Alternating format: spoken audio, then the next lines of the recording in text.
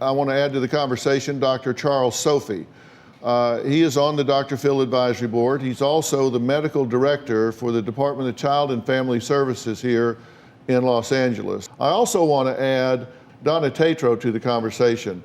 Donna is a former elementary school teacher and is now the executive director of Care Fair LA, an annual community event to teach children and families kindness, compassion, and inclusion to proactively combat bullying. Thank you for being here. Dr. Sophie, thank you for being here. You did something that's really important, and that's for children to develop empathy. For them to develop empathy, for them to be required to sit down and think about a situation from the other person's point of view and what the consequences of their behavior can be on another person. Donna, what do you say about this? I completely agree. I mean, we know from science that we're not born with a fixed amount of empathy.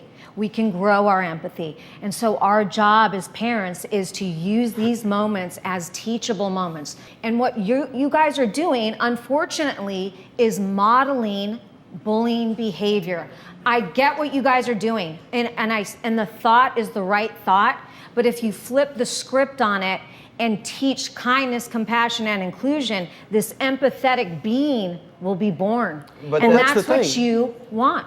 I think what you're saying is just being soft. You said when that mother was whooping that child in the car, what was going through that kid's mind? Well, I can tell you, I should have never took them damn keys. That's what's going through that child's mind. And now you're saying, the research indicates spanking is not useful. But did you research prisons? He could have killed someone. What's wrong with society these days is everybody is so scared. No. They're so scared because they're worried about how everybody's going to perceive them for being a parent. What the hell do you think your kid was saying to themselves as you're videotaping them? What do you think they were saying to themselves? He was just, I've got to run. I'm going to get to school. The part that a lot of people don't know, this will be news breaking, is when we got to school, we stopped, and he's like, I'm like, all right, hope you have a good day at school, son. He goes, Daddy, I'm soaking wet. I said, I know, son. I said, but what are you going to think? He's like, I'm going to squeak and be squishy all day. I said, but will you mess with another kid? You're going to be the squishy kid that stands out now. Do you want people to pick on you about that?